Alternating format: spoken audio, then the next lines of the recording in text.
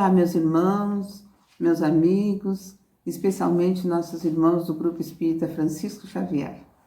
Com muita alegria, estamos aqui mais uma vez para falar um capítulo, uma lição do nosso Evangelho segundo o Espiritismo. Abrindo o Evangelho ao acaso, como sempre fazemos lá na nossa casa, nos caiu hoje no capítulo 3. Há muitas moradas na casa do meu Pai. Diferentes categorias de mundos habitados.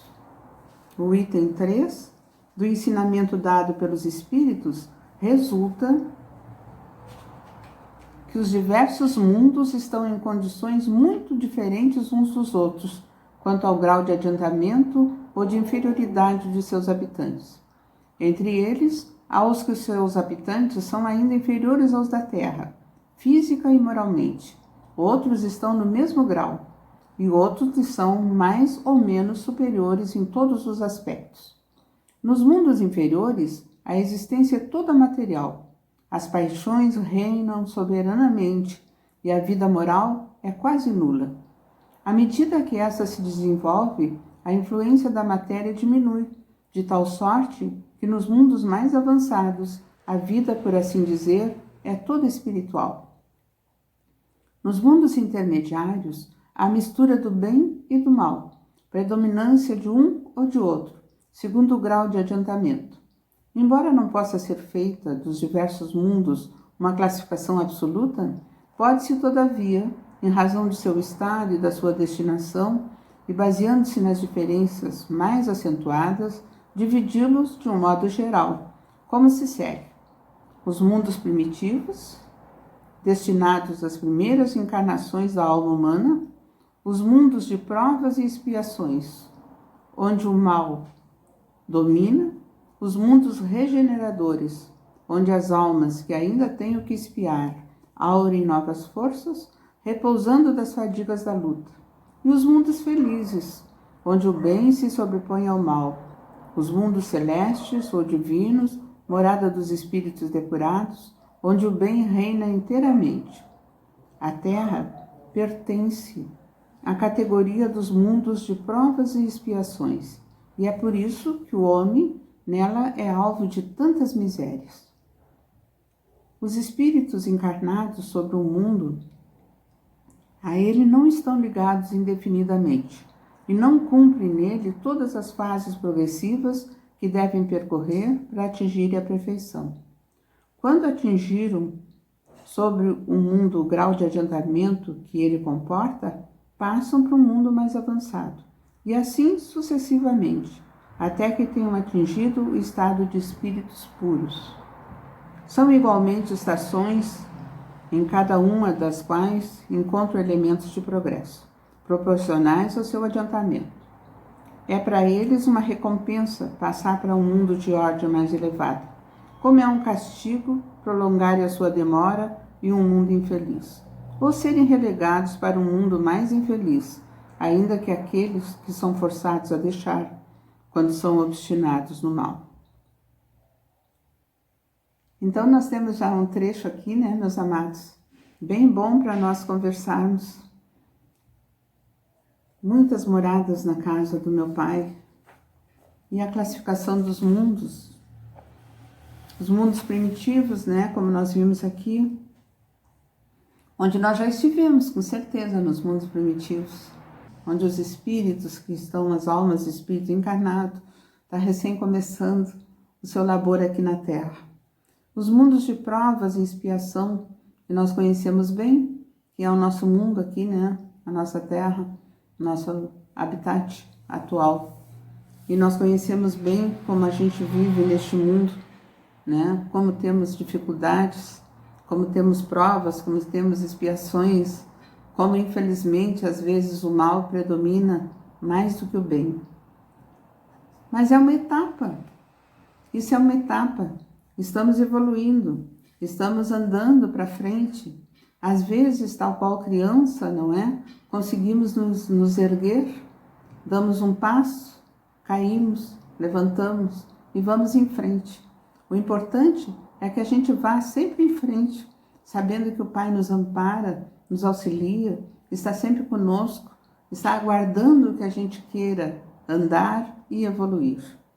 E tal qual uma criança também, que começa a engatinhar, mas não fica engateando a vida toda. Ela precisa andar, ela precisa se erguer, ela precisa sair do chão. Nós também precisamos nos erguer, sair do chão, nos amparar nas próprias pernas, né? Para podermos andar de início com o auxílio de alguém e depois andamos tranquilamente, né? Até corremos muitas vezes. E é isso que o Pai espera de nós. E é bem assim que acontece nos mundos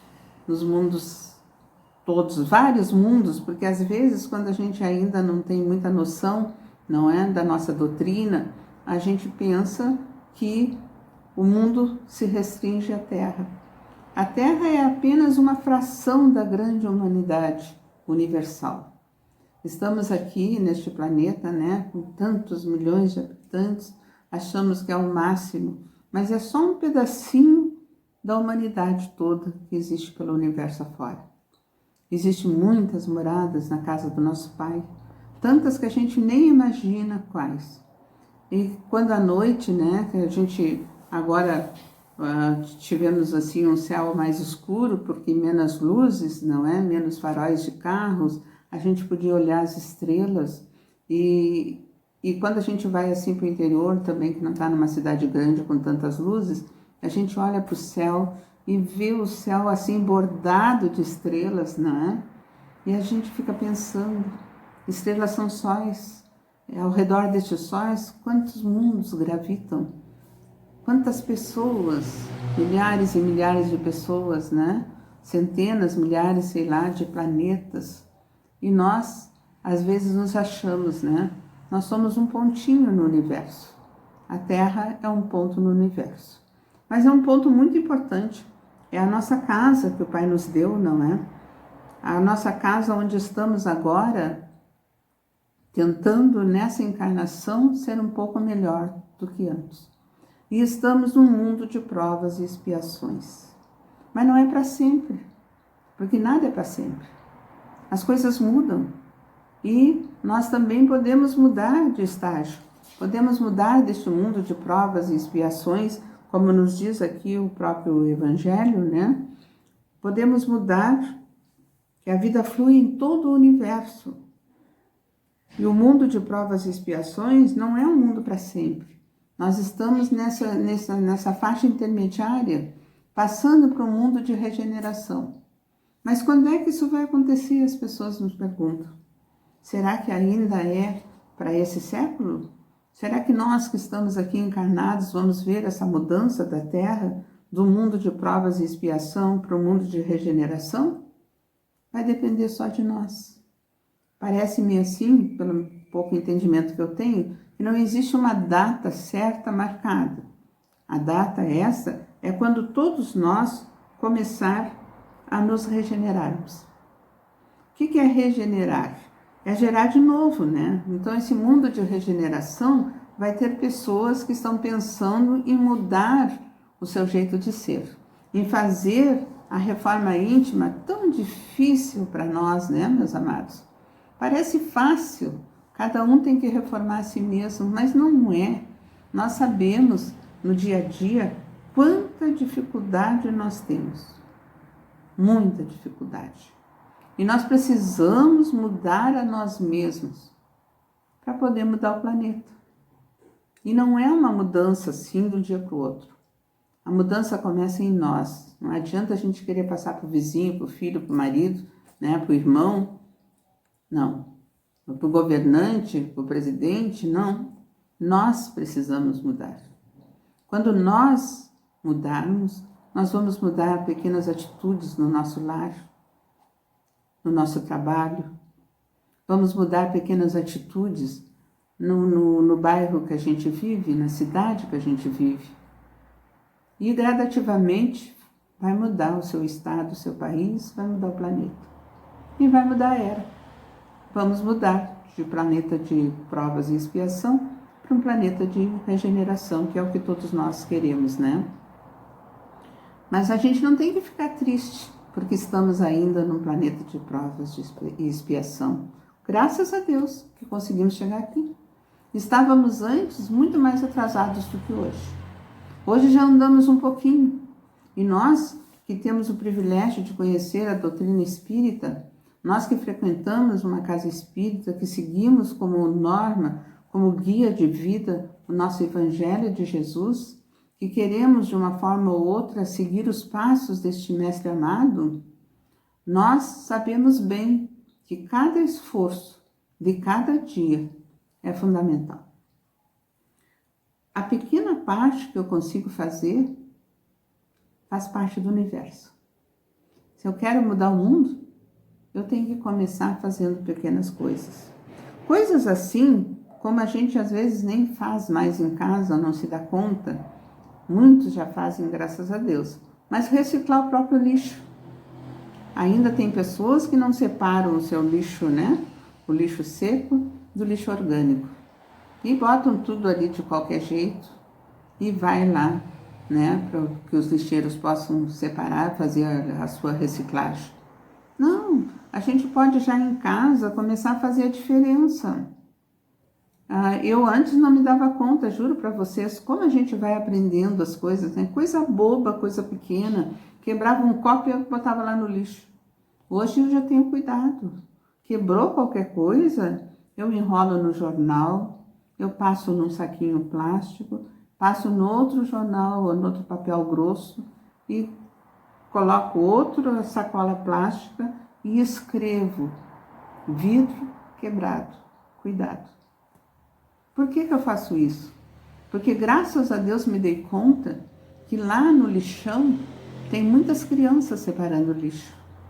Os adultos também, mas às vezes os adultos têm mais cuidado.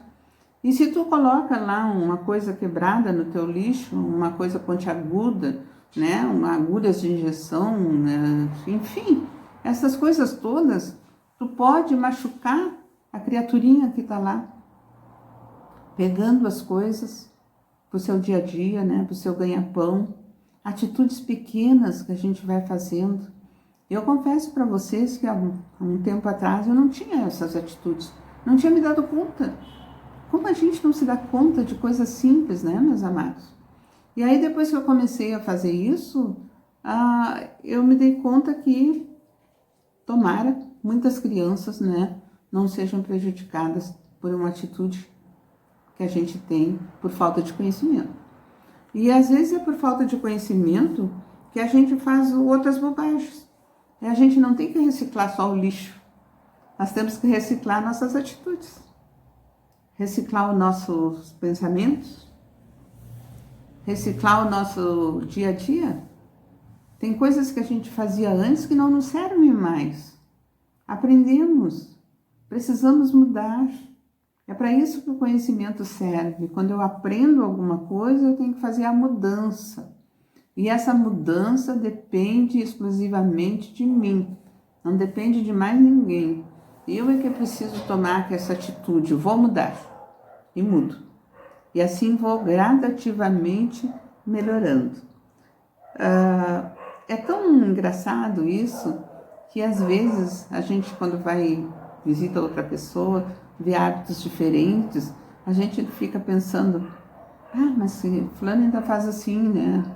Que bom que eu já faço diferente, que bom que eu tenho outras atitudes. Atitudes pequenas, tipo assim, vou agradecer o alimento. Tantas pessoas não têm alimento neste mundo. Tantas pessoas passam fome. Tantas pessoas dividem, às vezes, uma porçãozinha para várias pessoas, para poderem manter-se durante aquele dia. E às vezes desperdiçamos nas nossas casas, fizemos cara feia com o alimento, não gosto disso, não gosto daquilo, e não agradecemos.